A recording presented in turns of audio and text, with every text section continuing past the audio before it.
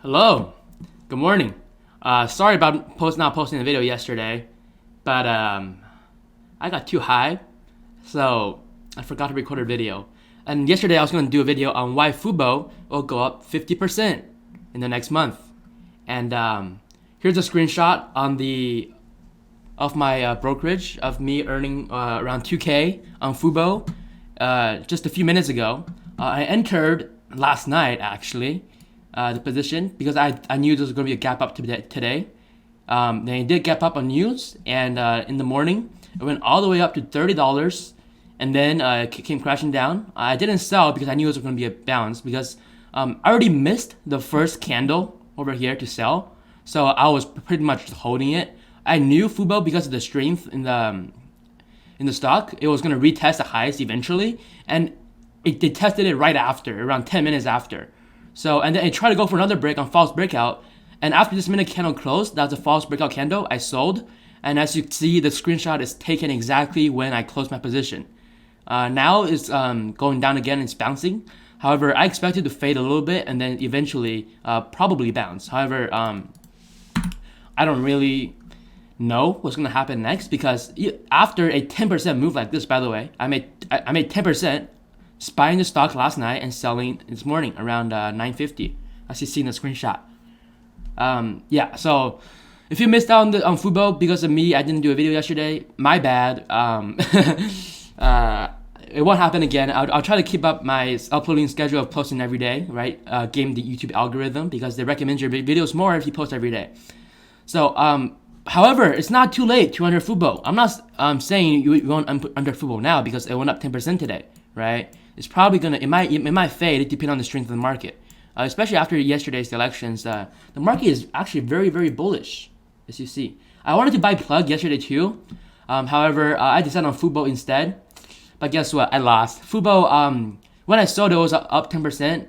Plug, even right now is up 28%. And if I sold at 47 after this huge candle, I would have made it like 30%. So I made a horrible move yesterday by going into Fubo instead of Plug. I should have went into both, but I didn't want to hold two unknown positions, right? Two volatile positions at once, overnight. So I usually never hold overnight because I expected a gap up on the elections, the Senate elections. So I entered into one overnight trade on Fubo instead of Plug. So unfortunately, I missed out on a 30% gain, probably a 35-40% gain if I sold here. But I mean, 2K is 2K, right? I made 10% on Fubo, so not the worst.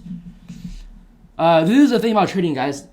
There's always going to be a better option out there, right? You're always going to regret, right? You look at the top gainer, 30%. Oh, if I only bought, oh my God, no, I could have made so much money. But no, don't think like that. Even though you're going to think like that, and I always feel like that, but you shouldn't give in to those feelings. You should recognize, you're experiencing FOMO, fear of missing out, and FOMO is bad. FOMO makes you lose money.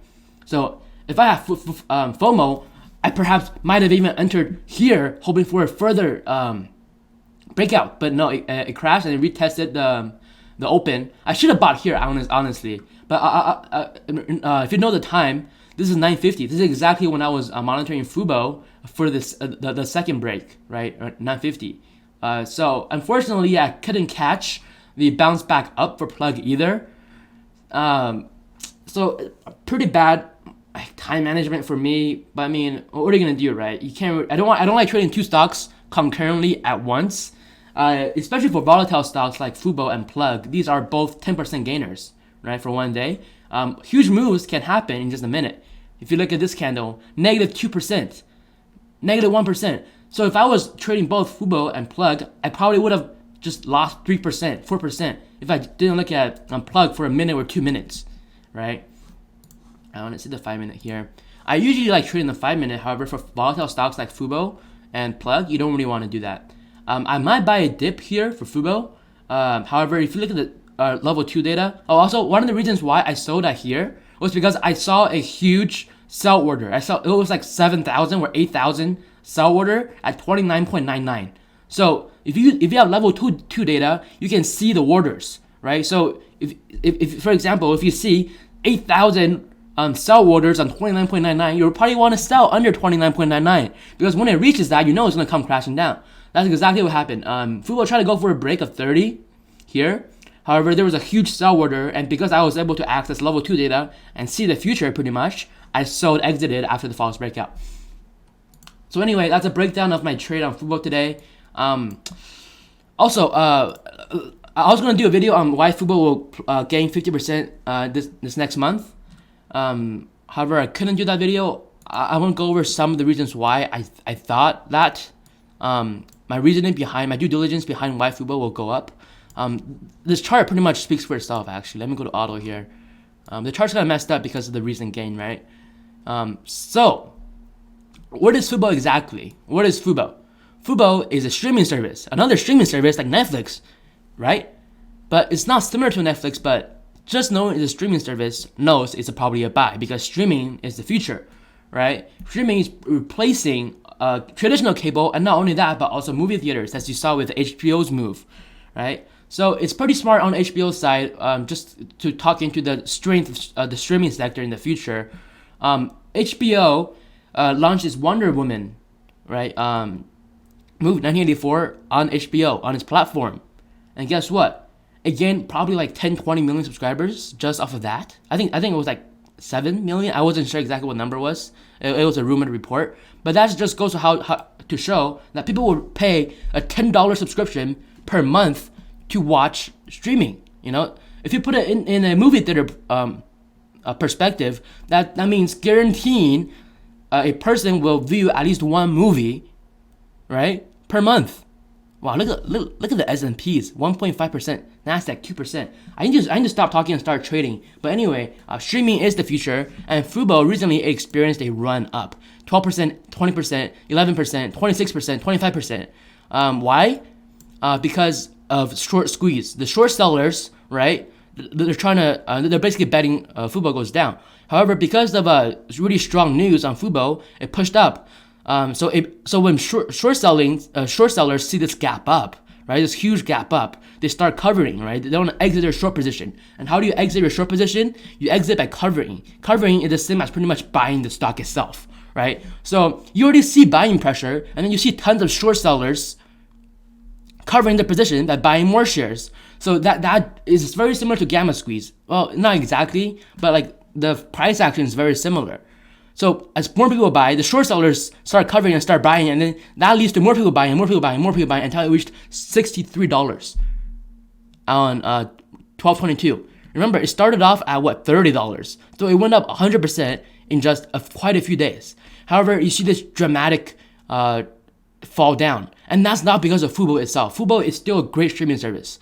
A lot of my the films I want to watch is on Fubo, and guess what? Content is king for streaming services.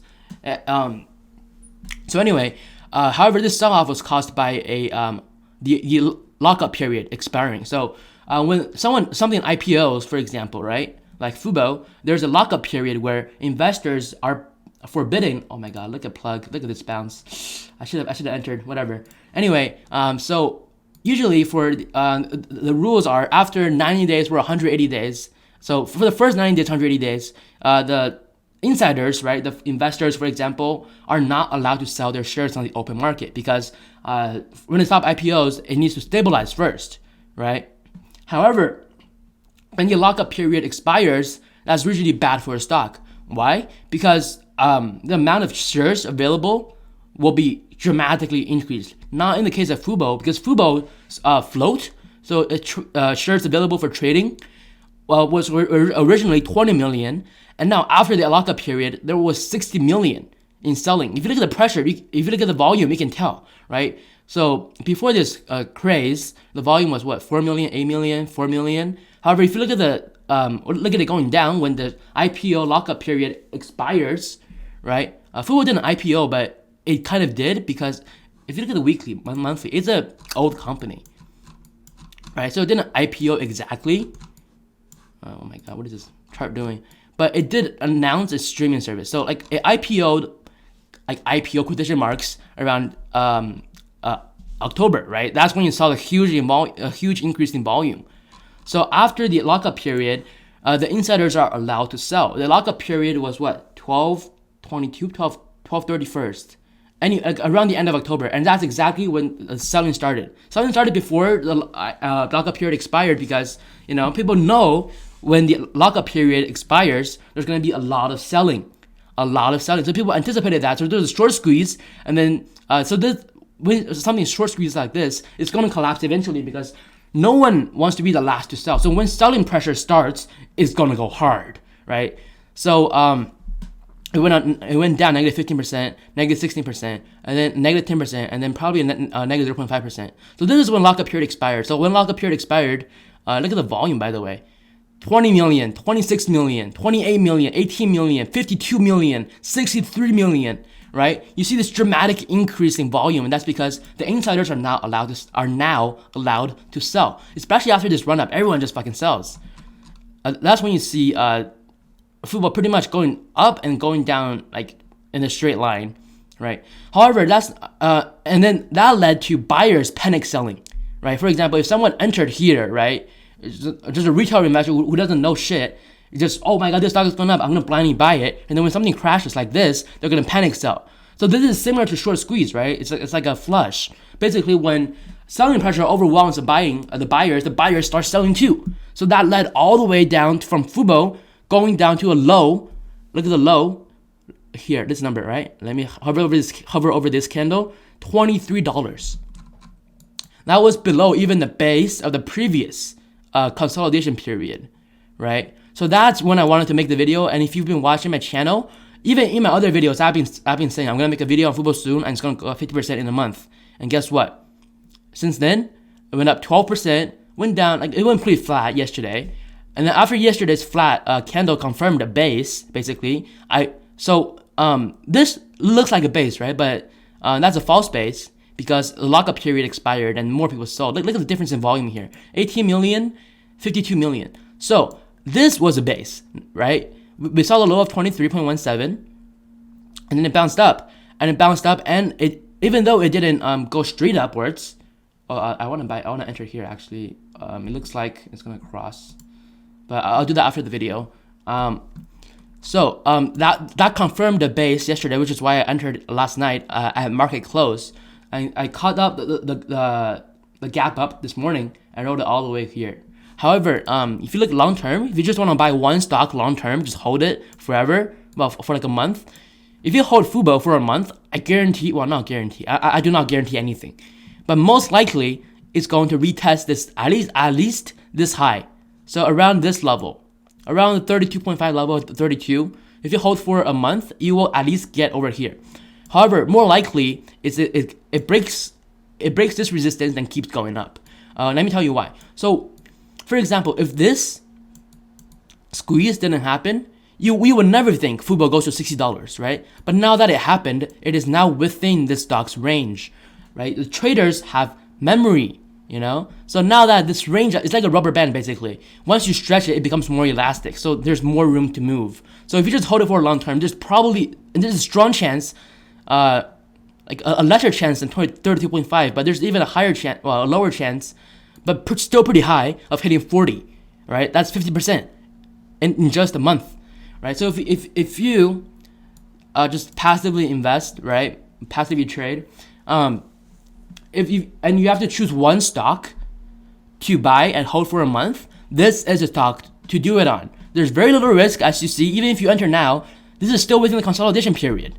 When this candle breaks consolidation period, it's gonna go fast and it's gonna go up a lot because, as you see here, there is no previous resistance. It's all just daily candles, right? So if it's gonna go fast because there's no roof.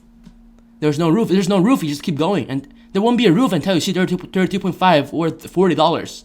So if you just can only choose one stock for the rest of the month, and however, this is risky for sure. But even then, the risk is very low because this is consolidation period. At the most, you're gonna the stock's gonna go down to 26 from $29. You lose $3 per share. But the the reward is high, right? The reward is $32.5, $40. And if you have a stop loss, well, a stop loss doesn't really work on this stock, but just set a stop loss at $26. Calculate your risk, the amount you're willing to risk, right? And then divide that by $3 per share. That's how many shares you can afford to buy and risk. And this is a very, very favorable trade. Again, I'm not recommending this trade like, on the books, right? But on the down low, if you had to choose one stock, this is the one to go to get 50%. That's insane returns. So that's it of me blabbling on. I'm just letting you guys know Fubo is a very good stock. I already made 10% on it today. I couldn't buy this dip because I was in other stocks. But Fubo, very good choice. Very good choice. Of course, there's a chance of Fubo further consolidating within this range, before breaking out. But if you had to hold a stock for a month and you want to make massive gains, Fubo is the one to choose. So that's it, guys. This is me wrapping up how I traded Fubo, profited 2K in just one night, right? And how another lesson to learn from here is how after the crash, I did not sell, because first, volatile stock like Fubo, it's gonna go retest that high, right? Whether it breaks that high, you're not sure, but it's gonna go retest it for sure, right? So after initial crash, if you missed the initial crash, you didn't sell early and you just held for a volatile stock like Fubo. Remember, this is my stop loss, by the way. So if it doesn't hit your stop loss, you just keep holding until it bounces and sell. And overall for next month, Fubo is a very good choice if you have high risk tolerance, but also seek high reward. So that's it, guys. Remember to like, comment, subscribe, and I'll see you in the next video.